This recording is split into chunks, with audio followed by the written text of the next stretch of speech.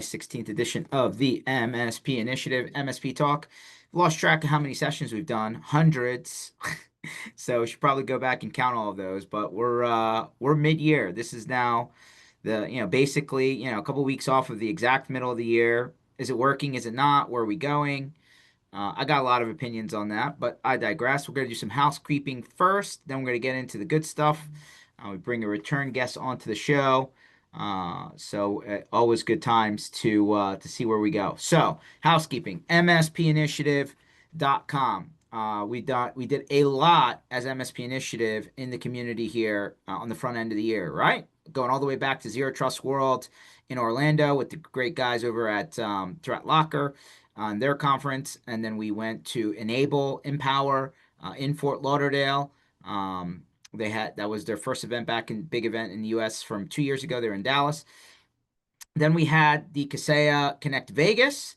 That was the roll up of what used to be DattoCon and Kaseya Connect into one bigger event. As DattoCon, we had the last one officially, we heard in October. So no more DattoCons, but one big US event for Kaseya, which happened in Vegas, and we did a block party there. Actually, we did block parties at all of these so far. And then we went to Prague. We did the European version of the Kaseya conference that happened in Vegas. That had previously been in Dublin for like 3 years in a row, so they moved it to Prague for the first time, which is great. And then we went to the Roost conference in Nashville, which last year was in Tampa. This year is in Nashville. I believe next year also in Nashville. So looking forward to returning. And that went very well. And that brought us to now. So if you had attended any of those events and joined us at the MSP Community Block Party or IT Community Block Party, thank you. All of the videos and pictures and like all of the post-event stuff should all be online for all of those events. So if you hadn't followed it, check out our Facebook page and you'll see albums for all of those, and maybe you'll find yourself there.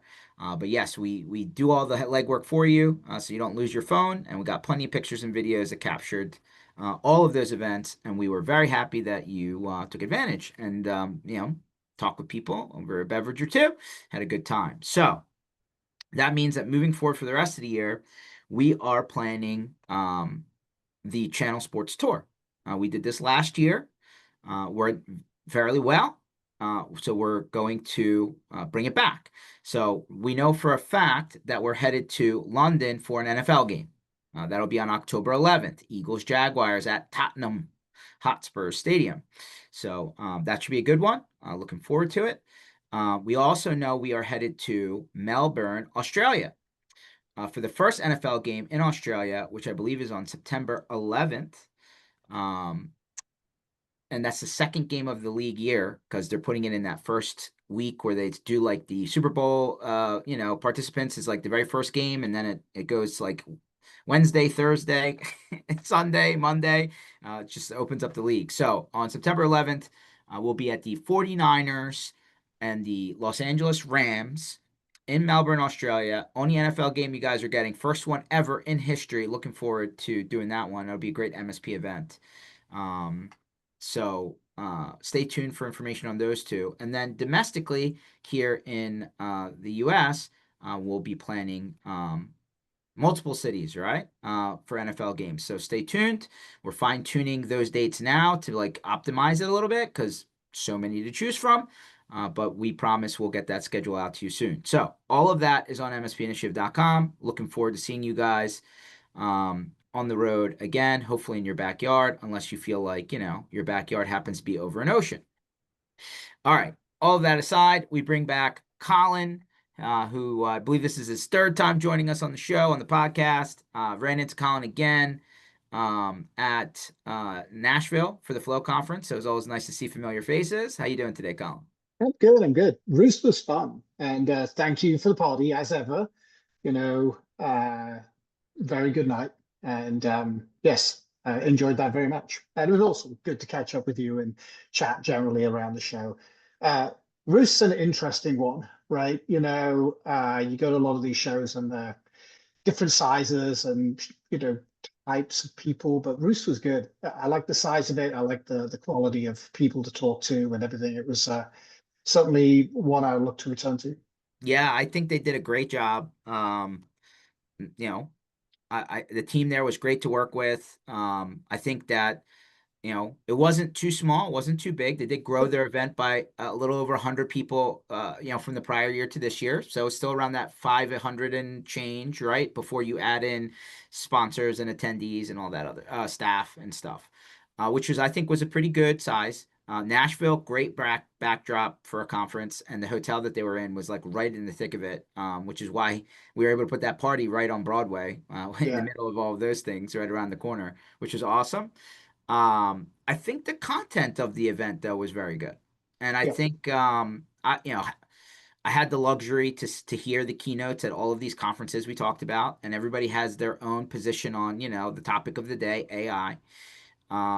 It slightly changed my opinion, I'll be honest, as I've gone through everybody else's idea on where things are going. But between my own experience and what people are positioning and forecasting and predicting, I think the story has started to become a little bit more clear and less fuzzy, at least, from my point of view. And I like the keynote at Flow. I think that there was a clear definition of, hey, anyone can go sign up for the AI products, the Claudes, the Codexes, the cursors, the whatever. But like, what does that actually mean? And what does it cost? And how long does it take? And does it build something that's going to continue to run, or does it need to be constantly, maintained because something, rebuilt, something, at the lowest possible viable point? And so I loved during the keynote, I don't know if you saw it, Colin, they put, here's Claude and here's Claude plus Roost. And they were running these things side by side, and they were showing you how long and how much. And I really love the techie, geeky, let's experiment nature of the sandbox that we all live in here. But as a person that looks at the bank account and works backwards from what math makes sense and what it doesn't, I feel like there's a little bit of the wild, wild west happening right now, because the bill subsequently keeps going up, and the optimization or the outcome of that bill doesn't seem to be going in parallel with that. And there's something to be said for like that can't happen forever. I think that's number one. And then number two, what I got out of that, and this is my own personal opinion to add on to that, is hey, you don't need to be a workflow coding DevOps genius to get some of this to go. That's clear. But that also doesn't mean that what's coming out of your, question, into your chat box is the right answer either, right? And I think that that is something to consider, because I'm talking to a lot of MSP owners who seem to be on this track of, yeah, hey, we can displace our tools and we can, just start writing our own, things. And I'm like, why? Like, is the juice worth the squeeze? Does it make sense to spend that kind of money to do that? And is it the right call for your resource allocation? I don't know. I guess everybody has to make that call for themselves. But I do hesitate, and I'll end on this on my ramble here, Colin, since you got me started. But um, I think there is a cliff coming. Here's what I mean by that. Like every time the airlines make a change, like one airline changes like their baggage fee or what's included, or they offer a tier that they didn't offer before, and then all of a sudden the next week all the other carriers adopt it, right? And it's like, follow the leader. I believe that's going to happen in the AI vendor space, where the price keeps going up. Yeah, the capability should be going up with it, but the price keeps going up. And I believe that it will shoot up exponentially, probably, and this is total guess. Maybe end of this year, beginning of next, somewhere between December and March, April, something like that. Like, I believe the token cost and the subscription that's being subsidized right now by most of these guys is going to dramatically go up, because by that point, the top three AI companies will be public, and they can't post negative quarters forever. They're going to have to start showing some profit, right? I digress. I know I threw a lot at you, Colin. What do you think? um, I kind of agree, but not entirely. Okay. I do think you're there with the they're all going to follow each other with the pricing, and we are seeing pricing going up. Token burn is obviously a biggie, right? And particularly with the newer models coming out, token burn rate is going up. And so we've all got a little lazy about our token burn. In fact, I was looking at something this morning, and my cold start on a process I'm running in Claude has got 65,000 tokens burned before just you answer the question hello and it says hi back, right? you know uh, so token burn is something that we all kind of are going to become more familiar with. I don't think people are paying enough attention to the model they're selecting for the job. I don't think they're actually looking at their token burn because they're not running out of tokens. They're on their whatever subscription. And so that optimization will kind of come in. And yeah, the best of the best models, which are consuming 5 or 10x the tokens, maybe aren't the one you need for running a daily thing that checks, I don't know, the fantasy football, you know, uh, stats for the players that you've got, right? So I think we're going to have to get more sophisticated with that, and that's where I think it's super interesting. Whether you're talking about like your enables or your halos or your roosts or whomever, as they make themselves more AI available, right, via MCP or via API calls, that optimization around how many tokens are we burning and what are we doing to achieve that goal becomes a value add of that product as well. And it was interesting, Roosters. Um, I like them. I like the product. Always been a fan of where they've gone, but I was a little concerned with everything coming along from an AI perspective that they would get left behind or become unnecessary. I think they've done a good job of um, keeping themselves up, right, and continuing to offer things that are add value in that kind of way. Um, do a lot of work in Claude. I've done a lot of work in anti-gravity and the Gemini space. I say to people, what does AI do for me? It just brings me my problems faster, right? Because it's goes off and gets the work done in a fraction of the time. And like, the questions I've got to answer, like, what is my value in this ecosystem? My value is critical thinking, right? And experience that the AI has understanding of, but you still got to make decisions and things. And so, yeah, that's the thing that I think as an automation engineer or as an MSP owner, it's like this is you still have to bring critical thinking. You still have to pay attention to what it is you really want. And as you say, the costs of doing it, I don't think people are taking enough attention on token burn right now, but they will start to as they're kind of like I managed to run out of Claude model last week and I had to actually not work for 4 hours because until my 7-day reset happened. And it was hilarious. I was like, what do I do now? Right. I've become so dependent on it. So Yeah, yeah, I mean, but to that end, right? Like the subscription models with the included usage, like that to me seems like it's a freemium-ish model where they're giving it enough to you where you can start to like really use it. And then at some point, they're either going to make that price a lot more than what it is because it's probably costing them more than what they're charging you for it. And or they're just going to say, "Hey, listen, we're at critical mass now. Pay for use, right? yeah. And yeah, Or, pay as you or, go." or even worse, we have you addicted. You Mm. cannot remove this. And so, yes, we are going to put the squeeze on you. Yeah, and I Um, think I think that comes because like these guys are, like we all have seen, I'm sure, the public available news models where it's like, hey, there's not enough data centers. They're trying to build new ones. They can't build them fast enough. People don't want data centers in their towns. The electricity costs, the water, the this, the zoning, blah, blah, blah. Of course, you hear the counter model to that, which is, hey, if we can't build the data centers on the ground, we'll put data centers in space, and we're gonna launch, put server racks in satellites, and it's like, oh, how about that? So like we're here, right? And like these themes are all competing against each other, but as all things go, if there's not enough, there's demand, and if yep. demand keeps going up, the cost is gonna keep going up, and that's just how the cookie crumbles. If there's not enough supply, right? And so, yeah, it's interesting. I love all that stuff. You know me, I'm a big techie. I love the idea of space data centers. You know, one of my sons works for SpaceX. Oh, So that's awesome. on satellite programs, and you know it's fascinating. Like if you ever get the chance to go on the tour of SpaceX, absolutely. I've been 3 times. Every time I've seen something different that I didn't see before.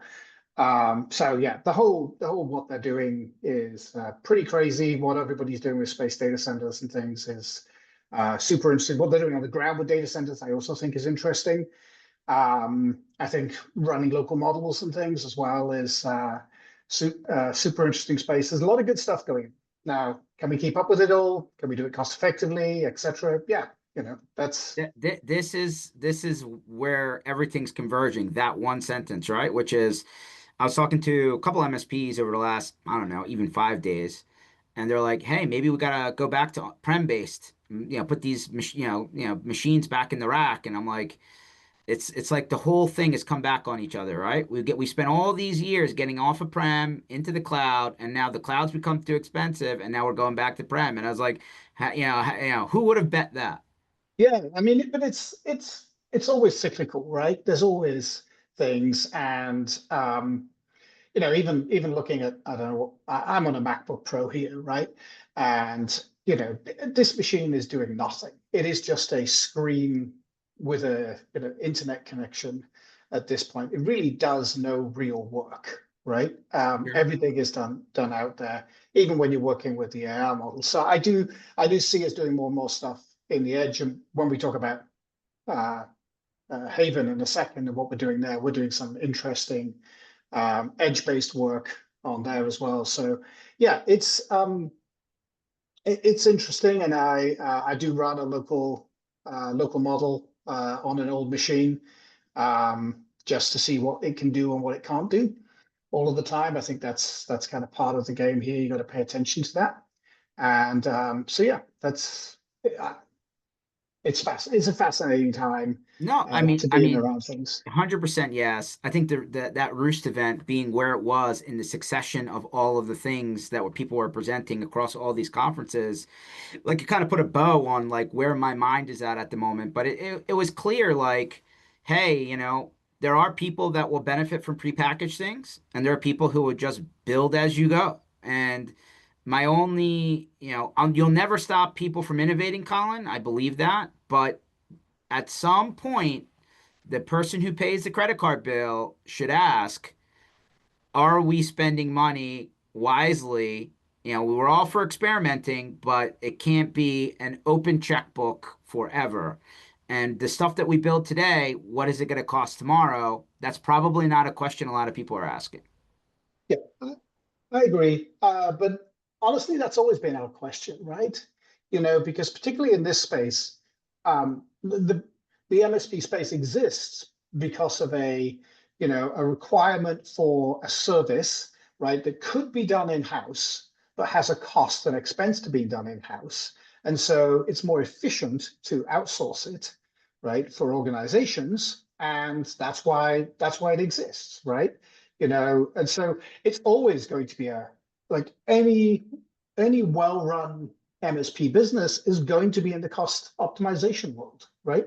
Because it is about value that you're providing to somebody in exchange for dollars, right? That Uh, that's fair, but like let me counter for 1 second. I was talking to an MSP over the weekend, who was in town.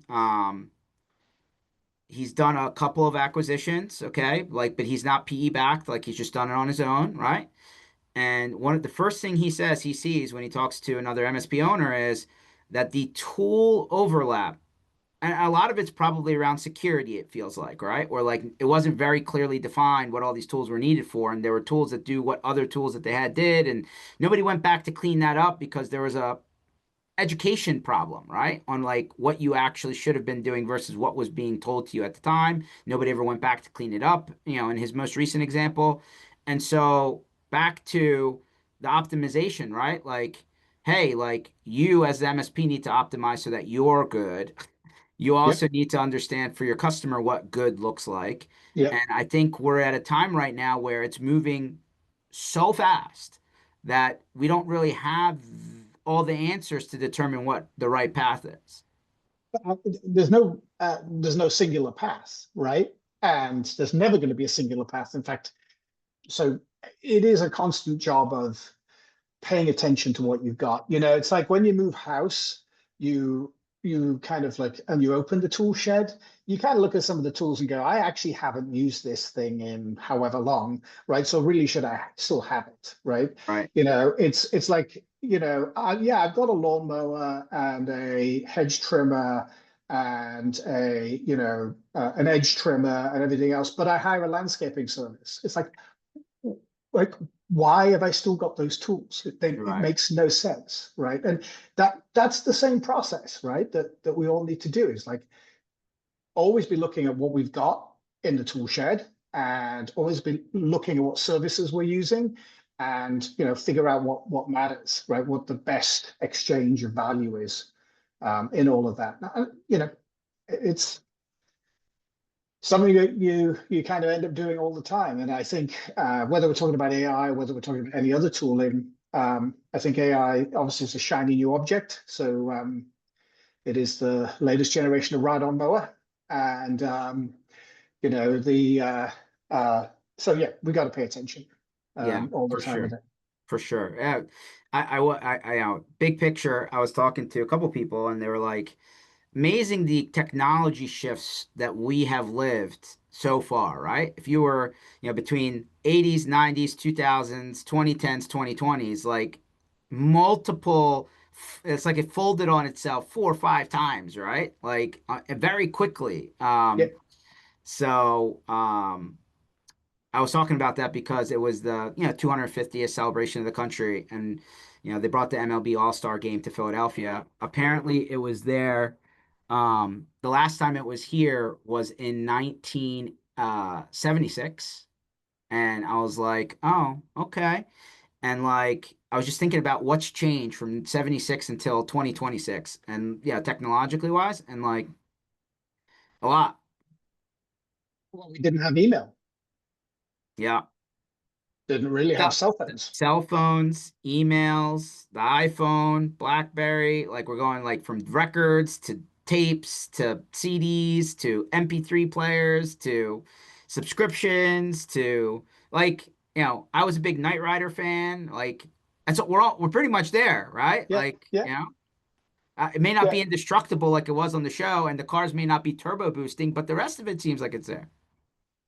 Well, I mean, Tesla Model S Plaid mode, probably, yeah, there's I don't, the Cybertruck is not, it's not impenetrable. It does have a yeah, limit. yeah. Yeah, it is amazing. Like I was talking to somebody about dial-up modems the other day, right? And just like what it took for us to have like that basic connectivity. And this is what mid 80s, right? Hmm. And yeah, so it isn't just the technological growth, right? And what's been enabled and what's happened and uh, what's continuing to happen, and it's just getting faster and faster. It feels so super exciting. Yeah, remember, you've got mail. Yeah, Oh, but dude, yeah. yeah, exactly, and getting all those AOL discs through the Do, mail. have you run into a person recently that still has an AOL.com email? I have not for a while. No, Okay. I think it's bad enough to hear that people have got Hotmail still, but anyway. Yeah, yeah, they're still out there. They're Yeah. definitely still out there. All right. So, Colin, last we talked, you were working with a company named Devicey. I believe you're at a new company named Haven. So, would love to hear what the new company does, and maybe we learn a little bit about how we solve what problems does it solve? Why should people look at it? Yeah, so it's smarthaven.com. So Haven is a security companion that Okay. lives in the browser and basically comes alongside people and tries to help them make better decisions, right? We know the phishing problem is there, and going back to AI is making it much more difficult, much faster. And so it comes in, lives in the browser, checks links, and basically says, "Yep, this is you go to your bank. This is really your bank. This is really your health insurance provider, etc." With verified links, and then if there's suspicious links inside it. So you take the classic kind of DocuSign phishing attack. You got a pixel perfect email that comes in. Everything is absolutely perfect, apart from the call to action, right? And that one link is not the correct link. And that's the one that, obviously kind of goes down. And the attacks and the things are getting much more sophisticated all the time. And so kind of how do you work around that and help people make better in-browser decisions? So, So can you give me an example of a common one that you're seeing this being helpful for? When you say an in-browser decision, is it they are going to a site that's actually a spoofing site, or they clicked on an ad that's actually not, part of the main site that they're on that could be bad? Is it, I'm just throwing ideas out there. yeah. I don't know what you're seeing.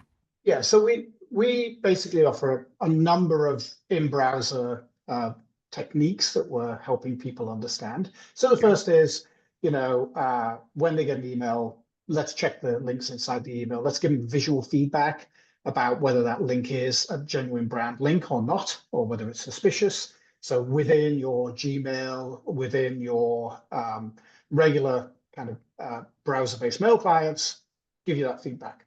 Sure.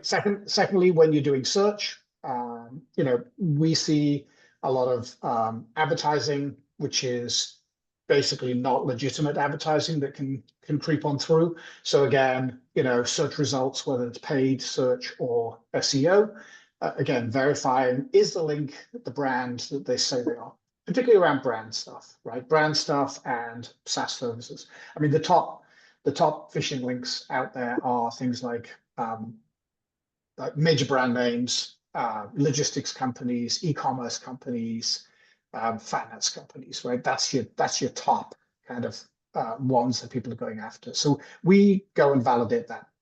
We also, when you're visiting a site, which is a site that you regularly use, like your bank, we again verify that and show those links are correct. In addition, when you're on a banking site, we will disable any other extensions you have running. So that, because why does Claude need to look at have access to the tab that is your open bank account, right? For example. And so, But you may, what happens if they're using a password manager in the form of a browser extension? so we provide the ability to Yeah. to whitelist certain extensions to allow you to be able to still use those when you're on a protected tab. Now, most importantly, though, most people don't realize when you leave that, if you leave your banking tab open and go to another tab, like any extension that's on can still read that closed tab, right? So that kind of protection around those kind of more sensitive sites and turning on and off automatically extensions for you is That's there. actually pretty clever and probably pretty powerful, given that extensions are a black hole of what could be bad. Yeah, exactly. So the next one is we monitor what extensions you have. With that, so to kind of help around that, like making sure you don't have something bad installed. And that was one of the inspirations behind the company. Brian, who's the CEO, his father actually got scammed by a fake Zoom installer extension, right? So Wow. this Okay. extension actually did help with Zoom, but at the same time was looking at all of your tabs and reading all the information and yeah, going on and doing things. And so, Mm. then the next one is downloads. So how often have we heard somebody, those friends who click first, ask questions later, right? Drive-by download problems. Actually, when I was at Roost, we were talking to an MSP and they came back the next day and said, you'll never believe this, but one of our clients, they'd opened their Yahoo free mail and they clicked on a drive-by link and, did exactly what we'd said they needed protection from. And so all of that area, we're not trying to be like you know, if you go with an island browser, or if you go with kind of Intune-based policies or Google Workspace-based policies, you can put all protections in place, but most organizations don't want to kind of lock down the environments like that. They Mm. just want to help their users make better decisions. And so that's what we do. We come in the browser, we're providing prompts, we're providing insights into what's going on, and we're just sitting there helping and watching. And the Got interesting thing is it's free for individual use. oh, So it's a free consumer product. And then we have a business product and a managed product for MSPs that provide additional reporting, policy management, and configuration around that to keep it kind of good and simple. So that's the proposition. hmm.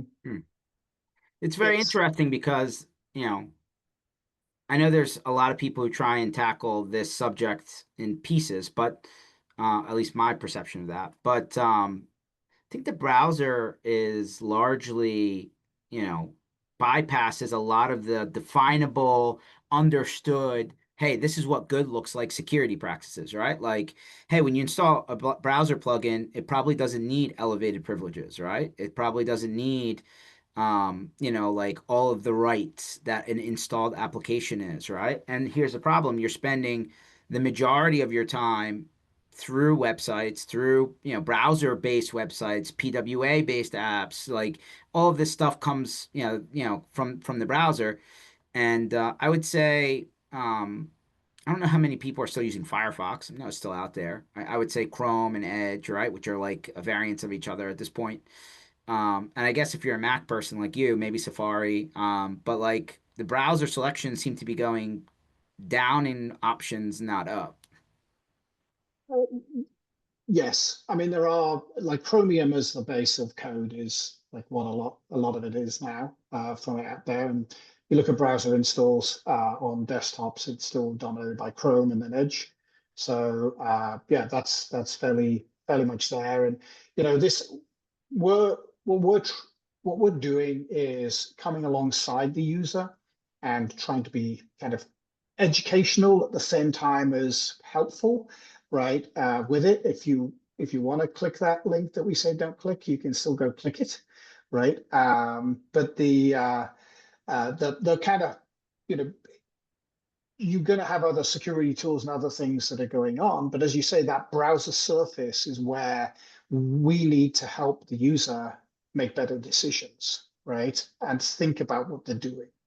And I'll say this for the for the person at all the companies that refuses to turn on any of the security because they think they'll never be the person, which happens to be the person that always gets jammed up, it feels yep, this is like a less intrusive approach, right? It's a, hey, well, if you really want to do this, you can still do this, but I at least gave you the option to detour and get off the highway.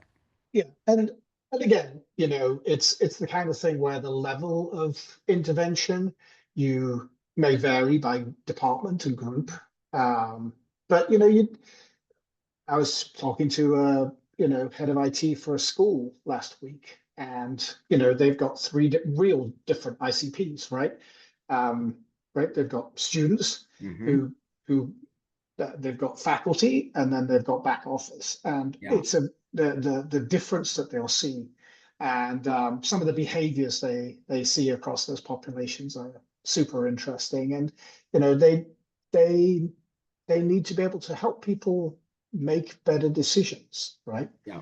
And so that's what Haven is doing. I say it runs in the browser, and we have the free for individuals use, and then business product, which includes things like reporting on risky things that are going on, the ability to kind of push policies, like make sure the right things are protected and locked so users can't turn them off, and all of that kind of behavior inside that. Okay. It's very interesting. What if, side question, what happens if they're still using a mail client like an Outlook and they're not using the web version? What happens with the clicking, URL thing? Yeah, so we're very much within the browser. What we also have right now for Google Workspace is a backend check that uses the same algorithms and Okay. inserts the same hints so you can see it on your phone. So you get checking in your email on the phone as well as checking on your email in the browser.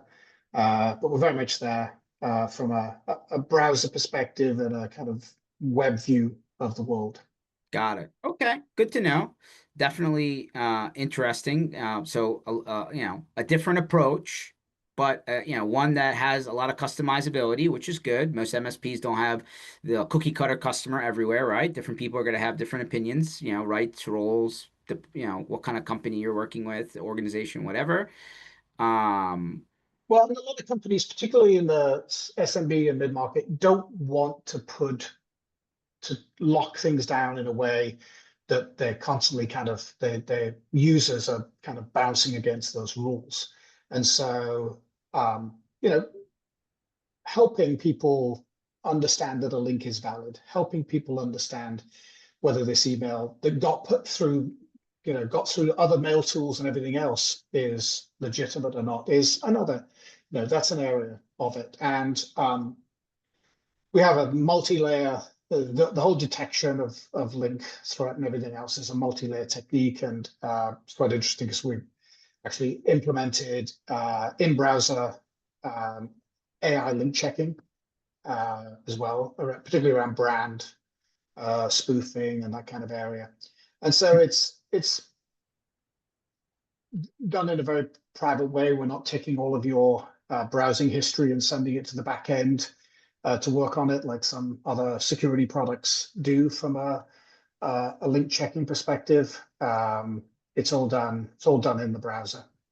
got it. Um, Well, I mean, you know, I think the one area that definitely piques, my alarm is the browser extensions.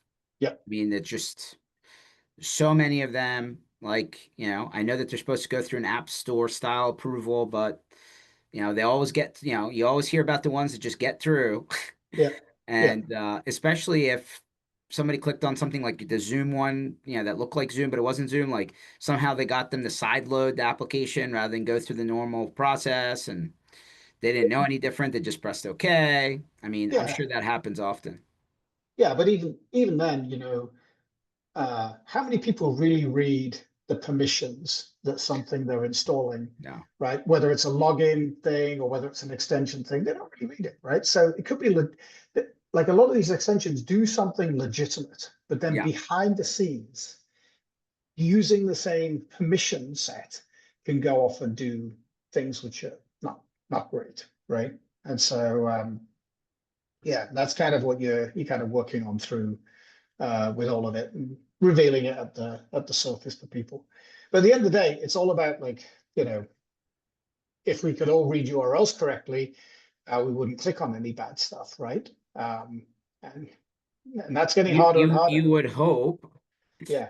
Yeah, So you I've would so, hope. so I've got a little thing for you here. Okay. I got a little quiz, right? So Okay. we're gonna go do this little quiz. This is on our website, starthaven.com/quiz. And we're only going to put you through 5 of these, right? And I'm going to take you through the quiz. You read the question and the answer. Tell me which option it is, and we'll see how well you do. All right, let's rock and roll. It says So Google is asking you to re-authenticate. Which URL is the real login? Here are my options. Accounts.google.com, google.com/accounts, accounts.google.com/service login.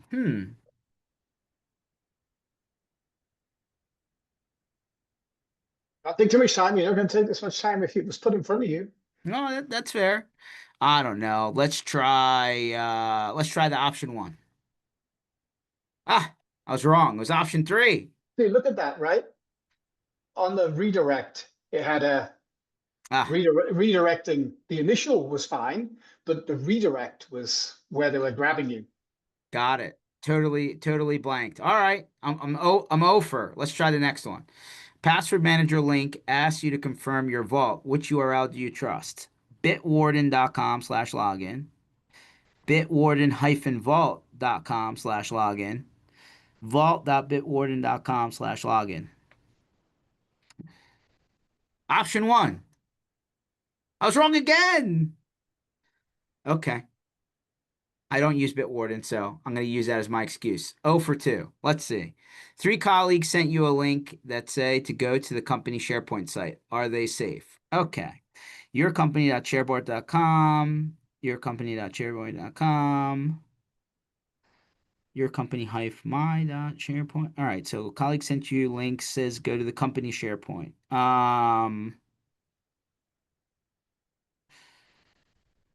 Option two. Ah, they were all right. It was a trick question. Microsoft uses. Okay. I'm gonna take that as a win. I know it's a trick question. I'm gonna count that as one. Is that Okay, one? I we'll give you that wasn't one. wrong. You weren't wrong. Your bank just emailed you a security alert. Which URL would you trust? All right. Bankofamerica.com, bankofamerica-secure.com, secure.bankofamerica.com. Which URL would you trust? Well, I've learned let's go to option two. Ah, I'm striking out. I'm one for four. Okay, here we Okay. go. Last question. You're completing an OAuth sign in. Which URL is actually saved? Google-auth.io. I don't think that's right. Accounts.google.com/o.oauth and securelogin.com. I'm going to say two. Ah, finally. At least I got something right. All right. What's the damage? Not good. No, You've I'm got, definitely not going to be on the leaderboard. well, you are, 'cause this leaderboard is just for All MSP right, so Initiative just see my clients. results. Just see my results. There we go. Everybody's gonna beat me because I did bad. One out of five. Well, it didn't give me credit for the second one. Okay. George failed. This is not a fail. This is not a failing. Not a good grade. Um, So okay. anyway, there we go. It's fun.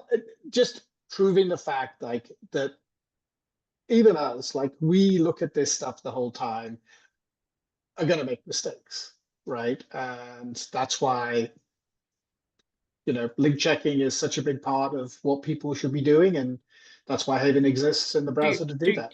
to your point. You're not scrutinizing those links as long as I did, right? Like Yeah, you may hover over it. It's a but yeah, 1 second look, like I know probably there's other products that try and do a little bit of this on the link checking side, like from an email perspective per se, but the reality is you're getting URLs from every angle, right? Could be coming from your chat tool, could be coming from your email, could be coming from a pop-up, could be coming from, another app, right? And like the other thing that extensions do is they do try and redirect you, right, on the yeah, fly. And I think yeah, that's the other hidden mystery of people necessarily may have not even clicked on something, but something was sitting waiting for that redirect to happen and you didn't even realize it. yeah, exactly. So um, it's a the extension space, the uh, link checking space, super interesting.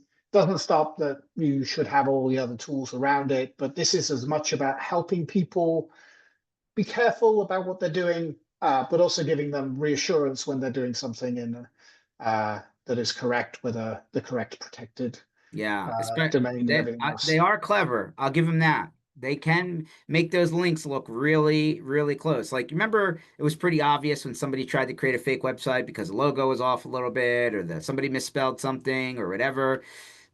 Yeah, the AI is pretty good at doing that for you now. Yeah, I mean, um,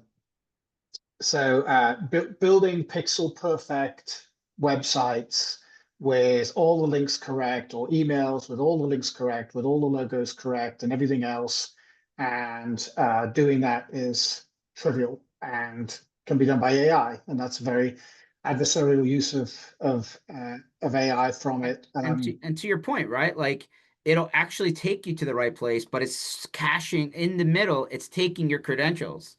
Yeah, exactly, and goes on through and everything else, and yeah, so it's crazy just the level it'll go to from it, and just how quickly it's getting done, and everything else. So yeah, Hmm. we I think it's a very interesting area. There's a lot of particularly for MSPs who are dealing with mid-market companies and small companies who don't want to do all of the policy work all of the time on it. That's what we're aiming for and trying to work on through. We have a design partnership program right now where we are onboarding some early business customers and MSPs to kind of help develop the product on through. And so we're working with a number of guys in that area. So Okay. that's interesting work. Yeah, no, this is cool. I love the angle. Um, it's definitely something where you might have bits and pieces of it in other tools, but I think you and the approach that you've taken, and especially on the browser extension side, in addition to the other thing, I think that's a largely overlooked, right? And I think there's a extreme approach often taken, right? Which is, no, I don't have the time to granularly approve, right? So I'm just turning it all on or all off, Yeah, right? And I yeah. think that one of the things that we all argue about is hey, what's secure versus what's a good user experience, right? Yeah. And if the user experience is bad, but you have that great security score, are we in a good place? I would say that probably not, depending on which cheat chair you're in. I think Um, the bigger the company, the more that stick can work. But when you're in smaller organizations, people like you're not going to get there very fast, right? yeah, And you can't have those controls in the same way. And so, yeah, we are also in browser without sending the data back. We are looking at what is the natural behavior of people doing, and then learning from that information as well to help the configuration. yeah, So, like, what is your company bank account, bank use? What is your standard SaaS tools? And rather than having to go and write all those policies, we can learn that behavior just by observing, right? And so you can do a learn yeah. and you can do a learn and approve configuration as opposed to somebody having to sit down and map controls and map areas. I'm just thinking out loud, right? How many people just try and X out of a session and not actually sign out? It's probably high. Yeah, And like technically your session is still there, right? a little bit. Yeah. Yeah, so it'd be very interesting to see like I don't if that's something that people would actually track, right? Like how many times did you safely exit the system that you're in so that it's not in an active state? Yeah.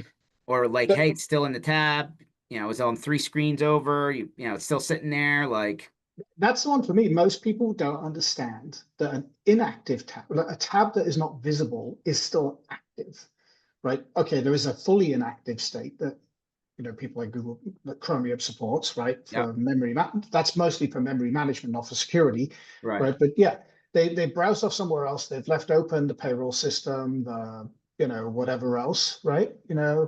That's all there, right? So Yeah, that's um, probably a bad hygiene converse like everything else, right? Like you just there's not enough, reminding of what's good and what's not good, right? So, yeah, the bad yeah. guys are just using what's being done, but I digress.